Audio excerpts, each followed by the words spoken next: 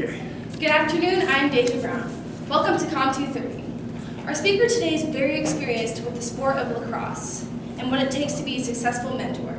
Today, speaking on the topic of how to be a lacrosse coach, Jordan Doherty.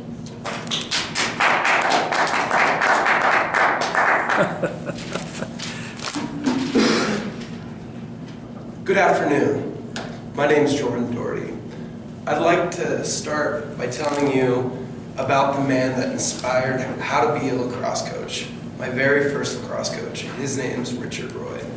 He's a very broad-shouldered, and he has chicken legs, so he kind of looks like an upside-down triangle. So, just to get a picture into your mind. So, I'm going to be talking about the 3 steps on how to be a successful lacrosse coach. First step, you have to be crazy.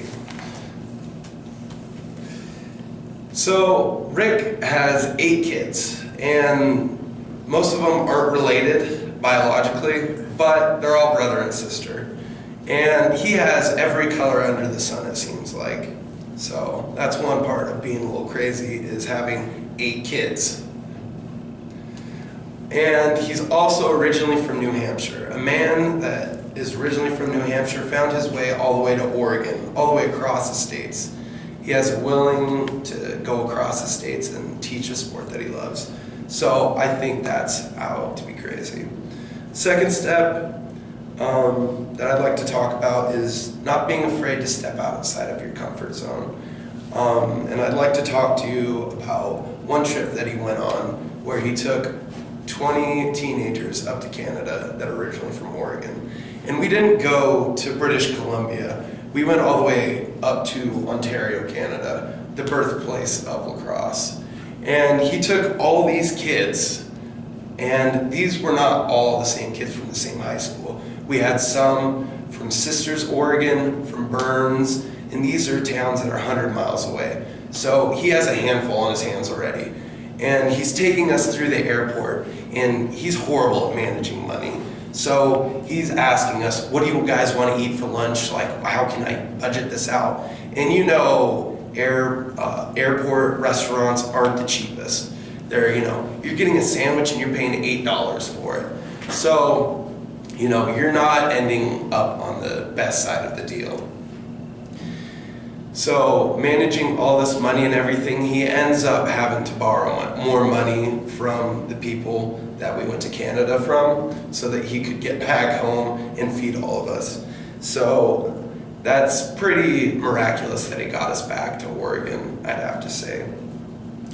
And also thing about stepping outside of your comfort zone, this man, when I was in high school, every Wednesday, we would go to Bend, Oregon, which is a 2.5-hour trip, and then we drive back later that night. So he'd be devoting 5 hours just to make sure that we were able to play lacrosse at Bend and, hopefully progress on to achieving the college level, which I have. And that's one way of kind of stepping outside of your comfort zone.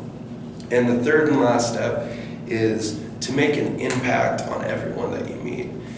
Rick has successfully grown the sport of lacrosse in Oregon in maybe ways that weren't thought imaginable. Lacrosse isn't originally a Native American sport, and most Native Americans in Oregon don't really play lacrosse, and he's trying to give the sports back to them.